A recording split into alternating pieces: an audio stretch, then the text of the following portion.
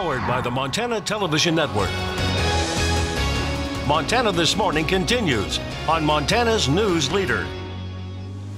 A new bombshell book about what's happening inside the Trump White House is about to be released, and the president is not happy about it. I'm Laura Podesta. I'll have a breakdown of some of the more inflammatory excerpts and how Mr. Trump is responding this morning. And following a fatal ATV crash this weekend, we go looking for safety training programs and find there are a few local options. Coming up, where you can get some tips to keep you safe on the trails. Good morning to you. Welcome to your Wednesday. It is 6:30. I'm Missy O'Malley with Chet Lehman. Matt Elwell will have our forecast in just a quick moment. Legendary journalist Bob Woodward is coming out with a book about the Trump presidency, and the president is not happy about it. CBS News' Laura Podesta details some of the excerpts that have been released and the response from the White House. Another bombshell book about the Trump White House is being released, and already President Trump is refuting what's inside. The title is Fear, Trump in the White House, and it's published by Simon & Schuster, a division of CBS. The author is famed Washington Post journalist Bob Woodward. In a tweet, Trump said the Woodward book has already been refuted and discredited by General Secretary of Defense James Mattis and General Chief of Staff John Kelly. Their quotes were made-up frauds, a con on the public. In one excerpt, Woodward writes that Kelly said of President Trump, "He's an idiot. It's pointless to try to convince him of anything. He's gone off the rails. We're in crazy town." Defense Secretary James Mattis told close associates his commander-in-chief acted like and had the understanding of a 5th or 6th grader. Both Kelly and Mattis have denied making the statements. Woodward says the president was not made available to be interviewed for the book, and the Washington Post released this recording. Sorry we missed the opportunity to talk for the book. Well, I just spoke with Kellyanne, and she asked me if I got a call. I never got a call. I never got a message. Who did you ask about speaking to me? Well, about 6 people. White House Press Secretary Sarah Sanders released a statement saying that the tell-all is nothing more than fabricated stories, many by former disgruntled employees told to make the president look bad. Laura Podesta, CBS News, New York. Now, other topics covered in the book include alleged arguments between the president and his senior advisors over trade deals and the Mueller investigation. That book comes out September 11th. More to follow on that. Yep. More to follow on this adorable, amazing forecast. Yeah, it's going to be fabulous as we head outside for the next few days. We do have a slight chance of rain in the forecast as you head into your Thursday, but today, if you have plans out to spend outdoors, capitalize, do it. Temperatures into the 40s for most of us, 28 in West Yellowstone this morning. Our skies are relatively clear early on. I don't expect our temperatures to change much over the course of the next couple of days, although we are going to see temperatures climb into the low to mid 80s by the time you head into Friday. We'll talk more about what you can expect in upcoming days, coming up in, of course, a few minutes. Thank you, Matt. 6:33 now on this Wednesday. Glacier National Park, part of the Going to the Sun Road, closed due to a wildfire. It will reopen with limited shuttle service. Managers of the Howe Ridge Fire have approved opening the shuttle service beginning September 7th. The road originally closed for public safety back on August 12th. Visitors will be required to use a shuttle or tour service to travel through the closed area. No private vehicles will be allowed in order to provide visitor safety and firefighter access to that area. Shuttles will not stop between Apgar and Logan Pass and will be limited until further notice. And U.S. Acting Environmental Protection Agency Administrator Andrew Wheeler will make the trip to Montana to visit Butte and Anaconda this Friday. The head of the EPA has not visited the Butte Anaconda Superfund site since the administrator, William Riley, came with Senator Max Baucus in 1990. Officials from local and state, including Chief Executive Dave Palmer and Bill Everett, will tag along the trip, as well as activist Fritz Daly. After touring the sites, Wheeler will hold meetings with stakeholders within those 2 sites and cities. These meetings will not be open to the public.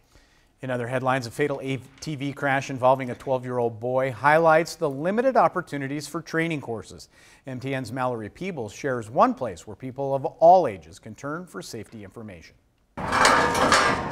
A busy morning follows a fun weekend here at Big Boy Toys on Huffine. So this was dropped off after 6 o'clock last night. Now I have to unload them, clean them, make sure there's no damages on them. From snowmobiles to boats, the seasons may change, but staff says ATVs are consistently a top rental from spring to fall.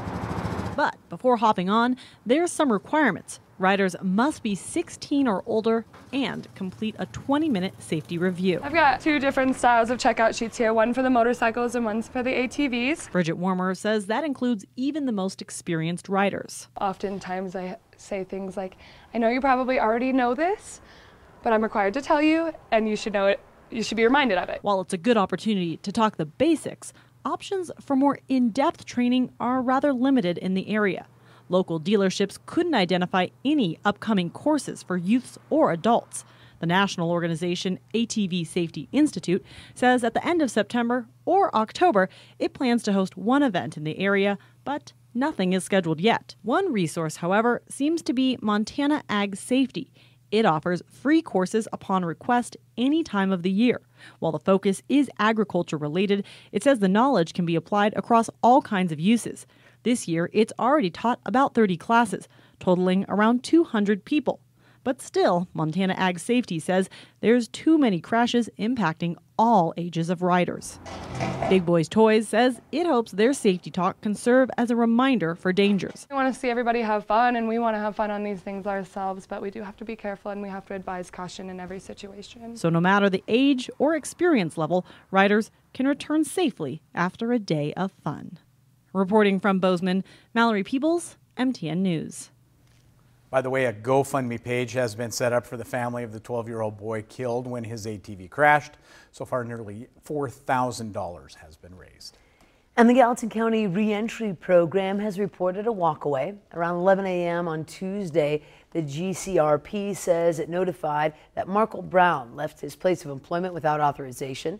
He failed to return to the program. He has brown hair. He's about 6'2" with brown hair and blue eyes, weighing about 250 pounds.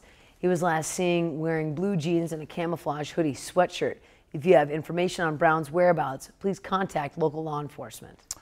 Also, a fire sparked on the deck of a residence in Big Sky Tuesday afternoon, prompting a quick response from the Big Sky Fire Department. According to Big Sky Fire Chief William Farhat, the fire was contained to the deck of a condo above a commercial structure where multiple businesses are located, including Beehive Basin Brewery. Chief Farhat said firefighters were able to get on the roof of the property, quickly extinguish the deck fire. Employees of Beehive Basin Brewery helped evacuate pet dogs from the residence. No one was injured in that blaze, and all damage was contained to the deck of the condominium. All businesses located in the structure were open and back to normal operation by late Tuesday afternoon. Chief Farhat says the fire appears to be accidental. And Winco, the food supermarket, will be making its debut in Bozeman. The company had interest in coming here in 2016, but was unable to because of its building design. Now, after adjusting that design, it will soon be next to the Target Plaza. Currently, the city is accepting public feedback, and city officials say they believe it will benefit the community. I think it'll be a great addition. I think as those neighborhoods develop on the west side of town, to have a location that doesn't require utilizing 19th and can be accessed from the neighborhoods to the west, I think is going to be a great addition for walkability and people to bike to the grocery store and those types of things. And now, as of right now, there is not an anticipated completion date. Well, with schools starting classes today in Butte, members of the community are stepping up by donating school supplies. Sweet Petites, a mini donut food truck, delivered school supplies to 9 different schools, starting with the Emerson. The food truck raised all of the donations through a drive earlier in the month. Owner Aubrey Carey says being a mother and knowing there are kids in Butte who don't have supplies devastated her. That way no kid goes without something, because I don't think it feels good for them to start school knowing they don't have what they need, so hopefully this will kind of help kids, give them that little extra boost with confidence going into school that they have what they need to succeed this year. Now, Emerson Principal Brenda Miner says many kids each year can't afford to get new supplies. The district will provide supplies, basics. It always feels good for the kids to get some of the new fun things and all the extras that the community does get for them. It makes them feel like they're appreciated and that they're important as well. So we appreciate it a lot. Minor went on to say school cherishes any back-to-school donations it can get and thanks the community for their constant support. That is a big Good deal, stuff. and I really do like that. Nice job to the Carey family for spearheading that. I love it. And delivering it in the Sweetsmobile. Absolutely, That's fabulous. for sure. We do have to take a quick break. When Montana This Morning returns, a chance this weekend to bring awareness to a topic many of us are uncomfortable talking about. It's the Out of the Darkness Walk to End Suicide. But first, let's check in with Gail King to see what's coming up at 7 o'clock on CBS This Morning. Good morning. Ahead on CBS This Morning, how the White House is fighting back against a new book by journalist Bob Woodward, why he says the Trump administration is suffering a nervous breakdown. And we're going to take you behind the scenes of one of the most popular live true crime podcasts, why more women are tuning into the murder mystery genre. Ooh, we'll see you at 7 o'clock on the dot.